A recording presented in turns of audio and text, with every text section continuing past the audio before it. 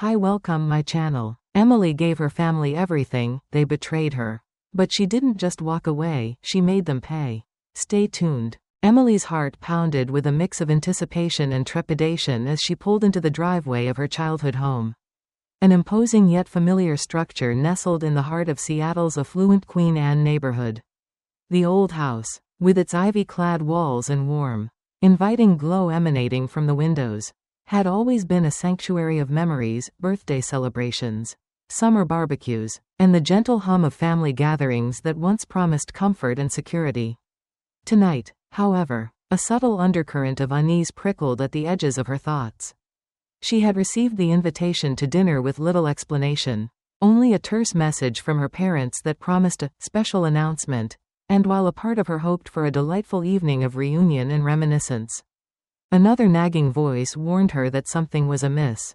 As Emily stepped through the door, she was greeted by the familiar scents of baked garlic and roasted vegetables mingling with the musty nostalgia of old wood and faded wallpaper, a sensory reminder of a past that was both tender and, unbeknownst to her, laced with unspoken grievances. The dining room was arranged just as it had been when she was a child. The long cherrywood table set with fine china and polished silverware, all exuding an air of ceremonial elegance that belied the tension simmering just beneath the surface. Her younger siblings, Jordan and Jessica, were already present, their smiles curving in ways that seemed more calculated than genuine. Their casual remarks, tinged with a passive-aggressive tone, floated through the air as if they were rehearsed lines in a play that Emily had no desire to star in. While the initial pleasantries and the clinking of glasses lent a veneer of normalcy to the evening, Emily could not shake the sensation that every polite exchange, every measured pause, was loaded with hidden meaning. As she took her seat at the table, her mind raced back to the countless dinners of her youth, when laughter and light-hearted banter were the order of the day. Tonight, however, the atmosphere was thick with expectation and an unspoken promise of revelations that could forever alter the fabric of their family. In that moment, as the first course was served and conversation circled around trivial matters, Emily's inner world was a turbulent blend of nostalgia and mounting anxiety. The cheerful chatter that filled the room was at odds with the tight knot of uncertainty in her stomach. And with each passing minute, the sense that this dinner was far more than a simple family reunion grew stronger. Unaware of the dark tide about to sweep over her carefully constructed life, Emily clung to a fragile hope that the night might yet yield the warmth of reconciliation and understanding. Even as a small, persistent voice within her cautioned that nothing in her family's recent dynamics could ever be as it once was. The moment the main course was set on the table, a distinct shift in the atmosphere signaled that the evening's pleasantries were about to give way to something far more significant. Jordan leaned forward, his elbows resting carelessly on the table as he swirled the wine in his glass, his smirk widening like a predator savoring the moment before the kill.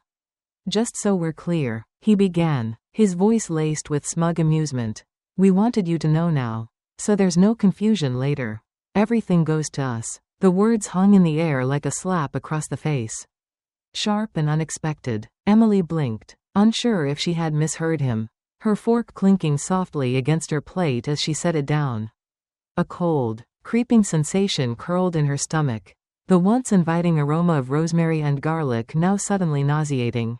"Excuse me?" she asked, her voice quieter than she intended, yet carrying the weight of impending confrontation. Jessica, sitting beside Jordan, merely leaned back in her chair, twirling a strand of her sleek, honey-blonde hair around her manicured fingers. "The will," she clarified with an exaggerated sigh, as if she were explaining something painfully obvious. "Mom and Dad finalized it.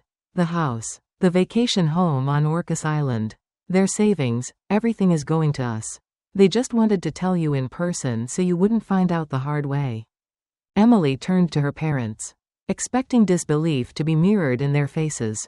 But what she found instead was far worse: resignation.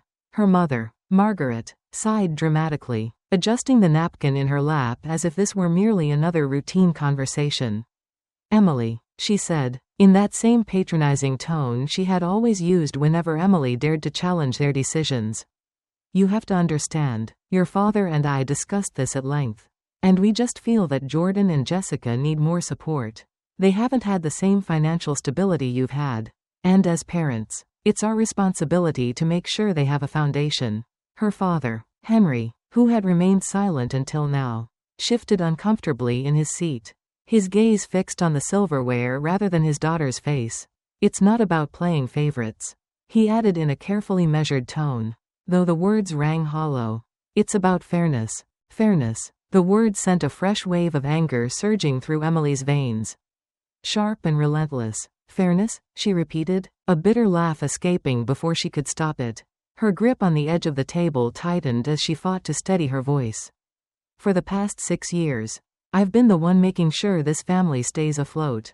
Who covered the mortgage when you were short? Who paid off Jordan's tuition every time he switched majors? Who funded Jessica's ridiculous influencer brand when she decided that a real job was beneath her? And now you're telling me I get nothing because I have more stability." Her heart pounded so violently that she could barely hear over the rush of blood in her ears. Jordan scoffed, rolling his eyes as he took another sip of wine. "Oh, come on, Emily. No one forced you to help. You just love playing the martyr. Admit it, you liked feeling superior. Like you were the responsible one while we were the screw-ups." Jessica smirked, nodding in agreement. "Yeah, maybe you thought if you threw enough money at us, Mom and Dad would finally love you as much as they love us." The cruelty in her words sliced deep, reopening an old wound that Emily had long tried to pretend didn't exist. And the worst part? Her parents did nothing to correct them. Not a word of defense. Not a single attempt to shut down their vicious mockery. Their silence was more damning than any insult her siblings could throw. Emily's vision blurred as she fought back the sting of tears. She had spent years believing that her sacrifices mattered, that her parents saw and appreciated all she had done. But in this moment, as she sat in the very home she had helped keep afloat, she saw the truth for what it was. She was nothing more than a convenience to them, a financial safety net they had used until they no longer needed her. Her mother sighed, shaking her head in exasperation. "This is exactly why we didn't want to tell you. You always make everything about money. Emily, it's never about family with you." The words were the final twist of the knife. "No," Emily said quietly, her voice steadier now, fueled by something far stronger than sadness. "It was always about family for me. That's why I did everything you asked. That's why I made those sacrifices, because I believed we were in this together. But I see now that was never true." Was it? She looked around the table, at the people who were supposed to love her unconditionally, and realized she had been fooling herself all these years. The only thing they had ever valued about her was what she could provide. Jordan chuckled under his breath, exchanging a smug glance with Jessica. "Well, at least now you know where you stand." Emily inhaled deeply, steadying herself before she spoke again. "Yeah," she murmured, "I do." And with that, something inside her shifted, a quiet but powerful resolve that whispered of freedom, of finally breaking free from the weight of expectations that had chained her to this family for so long. Emily could feel the heat rise in her chest, a mixture of anger and disbelief as she gripped the edge of the polished dining table. The weight of their words, their dismissiveness, settled into her bones like a sickness she couldn't shake. They really believed this. They truly thought she was overreacting, that her frustration was about money rather than the blatant disregard for everything she had done for them. She exhaled sharply, forcing herself to keep her voice steady. "Do you really think I'm upset because of the money?" she asked, scanning her parents' faces, searching for even the slightest hint of remorse. "It's not about the inheritance, Mom. It's about the fact that for years, I've been the one making sure this family stayed afloat. And now I see that none of it ever mattered." Margaret scoffed, folding her arms over her chest. "Oh, please, Emily, don't act like you've been some sort of savior. You helped out when we needed it. But that doesn't mean you get to hold it over us." "Helped out?" Emily repeated, her voice rising despite her best efforts to keep her emotions in check. "I didn't just help out. I covered the mortgage when Dad's business struggled. I paid Jordan's tuition every time he decided he wanted to study something new and then quit halfway through the semester. I funded Jessica's ridiculous fashion brand because you all convinced me it was an investment in her future." Her voice cracked, But she pushed forward, refusing to let them silence her. And you know what? I never asked for anything in return. Not once. I did it because I thought that's what family did, we support each other. But now, you're sitting here telling me that none of that counted because I managed to build a career and a life for myself while she gestured toward Jordan and Jessica, who were both watching with smirks plastered on their faces, are still figuring things out. Jordan leaned back in his chair, stretching lazily as if this entire conversation was nothing more than entertainment for him. Oh, come on, Emily, he drawled, rolling his eyes. No one forced you to do any of that. You just like to act like a martyr. Jessica giggled, flicking her glossy hair over her shoulder. Yeah, maybe you thought if you threw enough money at us, Mom and Dad would love you as much as they love us. The words hit like a physical blow, knocking the breath from Emily's lungs. She felt as if the floor beneath her had cracked wide open, revealing a truth she had spent years trying to ignore. She had always known, deep down, that she was the responsible one, the one expected to take care of things when no one else could. But to hear it so bluntly, so cruelly, with no one at this table defending her, that was the real betrayal. She turned to her father, her last hope for some kind of acknowledgement. Dad, she whispered, her voice barely holding together. Do you really think this is fair? Henry shifted uncomfortably, staring at his plate, his expression unreadable. Finally, he sighed and said, Emily, you have to understand. Your mother and I are proud of you, we always have been. But we have to think about Jordan and Jessica's future. They need more stability than you do. You're independent. You have a career. You don't need our help. Emily let out a bitter laugh, shaking her head in disbelief. I don't need your help, she repeated. That's rich, considering I've been the one helping all of you for years. Margaret's eyes narrowed. And no one asked you to. The finality of those words sealed something inside her. A quiet, cold realization that cut deeper than any insult ever could. They were right, no one had forced her to take care of them. She had done it because she loved them. Because she wanted to believe that family stood by each other. But all this time, they had seen it as nothing more than an unspoken obligation she was meant to fulfill. Like she had been paying off a debt she never owed. Jordan smirked, clearly enjoying every second of her unraveling. So, are you done with the lecture? Or are we going to eat? Emily clenched her fists under the table, her nails digging into her palms as she forced herself to take a breath. The pain, the anger, the years of silent sacrifice that now felt like a cruel joke, it all pressed against her chest like a crushing weight. But underneath it, something else stirred, a realization. She had spent too long believing that if she just did more, gave more, loved more, they would finally see her worth. But they never would. And she was done waiting for them to. A suffocating silence settled over the dining room as Emily pushed back her chair, the legs scraping harshly against the hardwood floor. She couldn't sit here another second. Couldn't pretend this was just another family argument that would blow over. Something inside her had shifted, something permanent. The betrayal wasn't just about money. It wasn't even about the inheritance. It was about respect, about love, about the undeniable truth that no matter how much she gave, she would always be the outsider in her own family. Her heart pounded as she stood, hands trembling at her sides. You're right, she finally said, her voice quiet but firm. No one forced me to help. But from this moment on, no one is going to guilt me into doing it either. Margaret sighed, exasperated. Emily, don't be dramatic. You're blowing this completely out of proportion. Emily laughed bitterly, shaking her head. Right, of course. Because that's what I always do. Isn't it? I overreact. I make everything about money.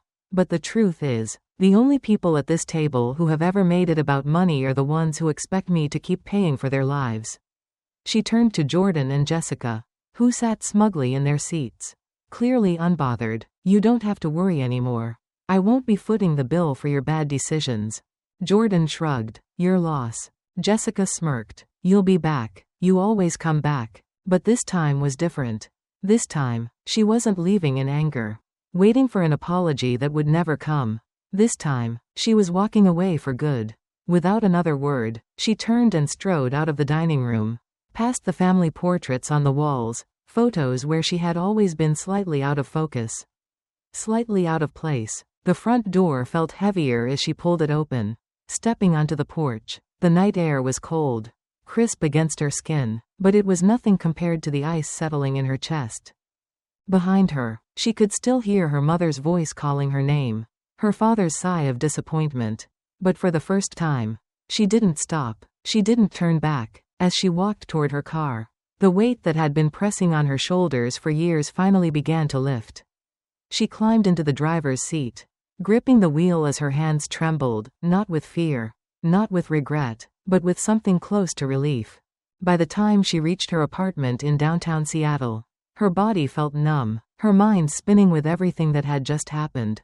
But there was one thing left to do. She pulled out her phone, opened her banking app, and scrolled to the familiar monthly transfers. $1,800, parents' mortgage. $600, utilities.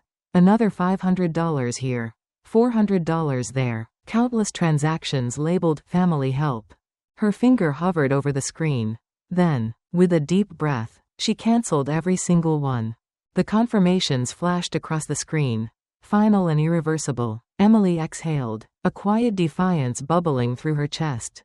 They thought they had taken everything from her. But they were wrong. They had just given her something far more valuable, her freedom. The silence didn't last long. By the next morning, the calls started. First, her mother, then her father, then Jordan, then Jessica. At first, the messages were calm, deceptively gentle. Emily, sweetheart, let's not be rash. We should talk. Then came the guilt trips. Family sticks together. You're making this bigger than it needs to be. But when she didn't respond, the tone shifted. Her mother's next voicemail was sharper, laced with irritation. This is childish. Emily, you can't just cut us off like this. We're your family. Then her father, his voice eerily calm. I hope you understand the damage you're doing. You're going to regret this. Emily didn't respond, not to the messages, not to the texts, and not to the emails marked urgent flooding her inbox. She had nothing left to say. She had made her decision at that dining table, and she wasn't about to let them pull her back in. But the real explosion came when her parents checked their bank accounts. Her phone rang relentlessly that afternoon. Mom, Dad, Mom, Jessica. She let them all go to voicemail, waiting for the inevitable message she knew was coming. When she finally played it, her mother's voice was no longer gentle. It was shaking with rage. What the hell have you done, Emily? There was a long pause, followed by a sharp breath. The mortgage is past due. The bank called this morning. Are you seriously just going to let us lose our home? Emily closed her eyes, inhaling deeply. Of course, they hadn't expected her to follow through. They thought this was just another tantrum, something they could smooth over with time and guilt. But she wasn't playing their game anymore. Hours later, Jessica's text came through, venomous and seething. Wow. You must be so proud of yourself. Hope your fancy career keeps you warm at night. Because you sure as hell don't have a family anymore. Emily stared at the message for a long time, emotions swirling inside her like a storm she didn't quite know how to process. Sadness? Maybe, but not regret. She had spent too long sacrificing herself for people who only saw her as a wallet, a resource to be drained. And now that she was no longer useful to them, they wanted to punish her for it. But she wouldn't be punished. Not anymore. She turned off her phone, silencing the chaos. For the first time in years, her world was quiet. No more frantic late-night transfers to cover last-minute emergencies. No more anxiety over whether Jordan would suddenly need another tuition payment or Jessica would demand funding for her latest influencer scheme. No more calls filled with passive-aggressive comments about how she never visited enough, despite the fact that she had been paying for everything from miles away. For the first time, Emily was free. And yet, somewhere deep down, the pain lingered. She had lost something that night, not just her role in the family, but the illusion she had clung to for years. The illusion that if she gave enough, sacrificed enough, they would finally love her the way she had always loved them. But love had never been the currency in this family. Only obligation. Emily curled up on her couch, a glass of wine in one hand, staring out at the glittering lights of Seattle's skyline. The weight was lifting, but the scars would remain. This was only the beginning. And she knew the fight wasn't over. Her family wouldn't let her go easily. But this time, she was ready for them. Emily knew the invitation was a trap the moment she saw the text. Family meeting tonight. You owe it to us to be there. She owed them nothing. And yet, despite everything, the betrayal, the insults, the relentless calls, some small part of her, the part still craving acknowledgement, still aching for some sign that they cared beyond what she could provide, made her reply with a single word, fine. By the time she pulled into her parents' driveway, the dread in her stomach had twisted itself into a tight knot. The house, once a place of warmth and familiarity, now felt foreign, like enemy territory. Jordan's flashy sports car was parked in its usual spot, next to Jessica's obnoxiously expensive SUV. Paid for, in part, by her. Not anymore. The front door swung open before she could knock. Margaret stood there, arms crossed, her lips pressed into a thin line. I'm glad you finally decided to act like an adult and show up, she said stiffly, stepping aside. Emily didn't bother replying as she walked inside, the scent of old memories mingling with the tension that crackled in the air. In the living room, her father sat in his usual chair, his expression unreadable. Jessica lounged on the couch, flipping through her phone as if this were all an inconvenience, while Jordan sprawled lazily in the recliner, smirking as she entered. The sight of them, so unconcerned, so convinced of their own entitlement, made her blood boil. The only person who met her gaze with any softness was Aunt Valerie, seated quietly in the corner. Emily's breath hitched in surprise. Valerie rarely involved herself in family conflicts. Yet here she was, watching everything with wary but knowing eyes. Her father cleared his throat.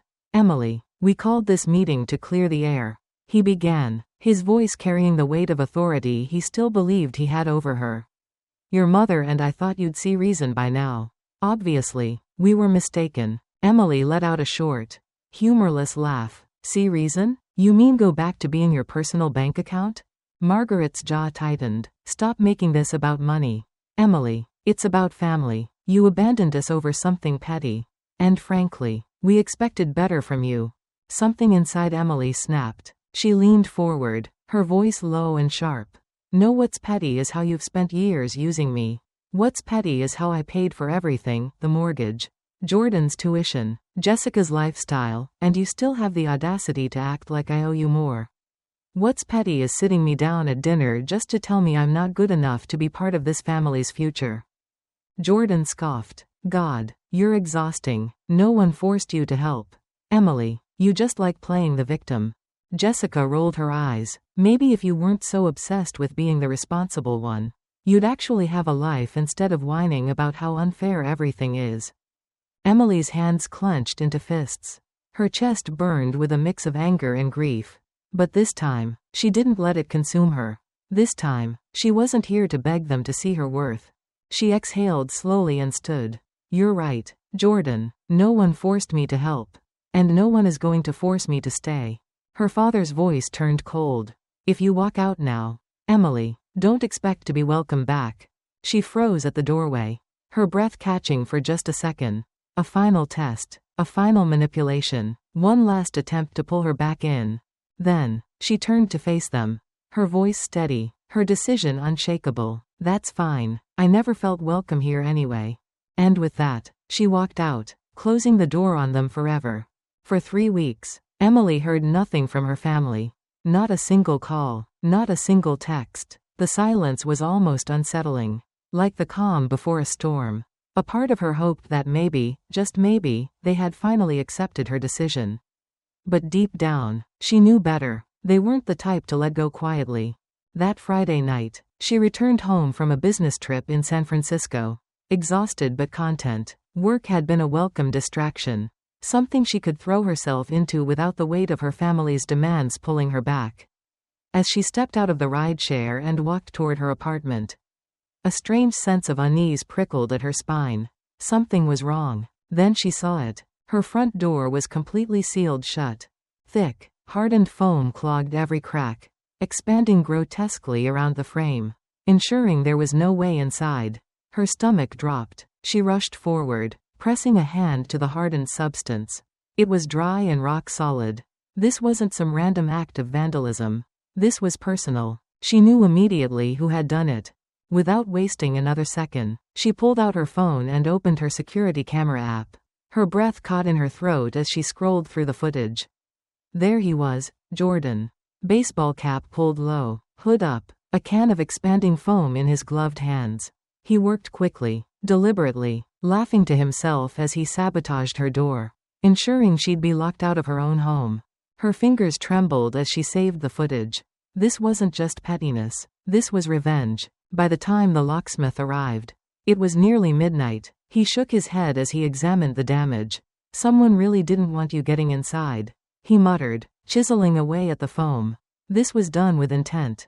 Emily's blood boiled. Jordan thought he could intimidate her, punish her for standing up for herself. He thought this would scare her into crawling back, apologizing, resuming her role as their financial crutch. But he had underestimated her. By the next morning, she was filing a police report. She handed over the security footage, detailing everything Jordan had done. The officer raised an eyebrow as he watched the video. This is clear-cut vandalism, he said. He'll either have to pay for damages or face charges.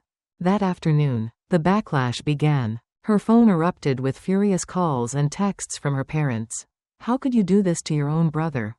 This is extreme, Emily. He was just joking, but she didn't care. For the first time in her life, she was holding them accountable. When her father finally called, his voice was eerily calm. What will it take for you to drop this? Emily didn't hesitate. $3,000, the exact cost of repairs. There was a long silence, then a reluctant sigh. The next morning, $3 appeared in her account. The payment note read, "Final payment." It wasn't just money. It was proof that she had won. The $3 transfer sat in Emily's account like a trophy, a symbol of something far greater than financial restitution. It was proof that, for once, they had to face the consequences of their actions. Jordan's smug invincibility had cracked. And her parents, no matter how much they seethed, had been forced to acknowledge that she wasn't their doormat anymore. But their anger didn't stop there. The calls kept coming, this time laced with desperation rather than fury. Margaret's voice trembled in her latest voicemail. You're tearing this family apart. Emily, over what? Some stupid grudge? Then came her father, his tone flat with quiet disappointment. You've made your point, but at what cost? Even Jessica chimed in, though her message was laced with venom. Hope you're happy. Everyone hates you now. Emily listened to each message in silence before deleting them one by one. For years, she had been the one bending, the one sacrificing, the one making excuses for their behavior, but not anymore. The weight that had been pressing on her chest for years was finally gone. It didn't mean the pain had vanished entirely. There was still an ache, a hollow space where the illusion of family had once existed. But now, it was her choice whether she let that pain define her. She wouldn't. Instead of drowning in guilt, she focused on moving forward. She booked her long-overdue trip to Greece, a dream she had put on hold for years because there was always some crisis demanding her paycheck. She invested in herself, her happiness, and her future, things she had neglected for far too long. The fallout continued in the background. Her parents struggled without her financial support, forced to take on part-time jobs to cover the mortgage. Jordan and Jessica floundered, their reckless lifestyles finally catching up with them. But Emily didn't look back.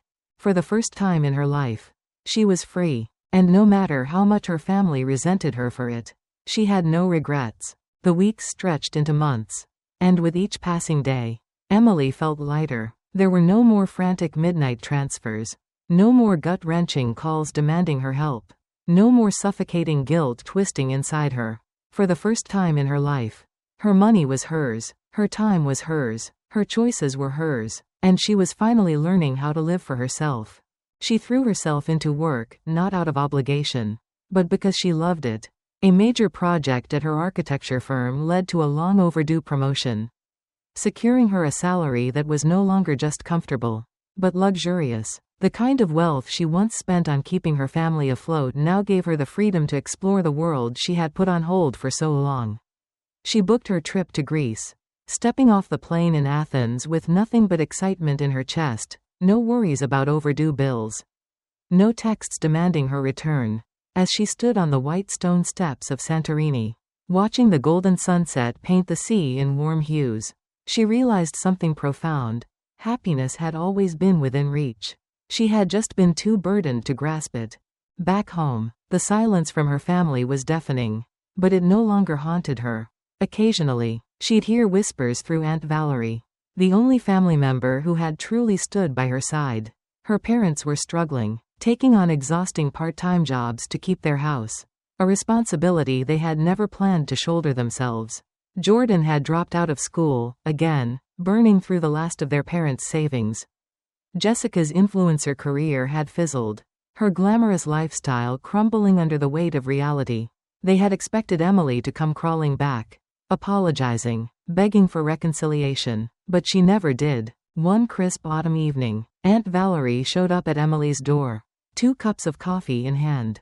She settled into the couch beside Emily, watching her with a warm but knowing gaze. "You did the right thing," she murmured. Emily exhaled, a slow, measured breath. "Then why does it still hurt?" Valerie squeezed her hand gently. "Because you loved them, because you gave them everything you had, and they threw it away." "But, sweetheart," she smiled, "that's their loss, not yours." And for the first time since walking away, Emily truly believed that. The story of Emily teaches a powerful lesson. Self-worth is not measured by how much we give to those who take us for granted. For years, she sacrificed her happiness, believing that love and acceptance were earned through obligation. But when she finally set boundaries, she saw the truth. Her family valued her only for what she provided, not for who she was. Walking away wasn't easy, but it was necessary. The real victory wasn't reclaiming her finances, but reclaiming her life. True family isn't defined by blood, but by those who respect, support, and appreciate us unconditionally.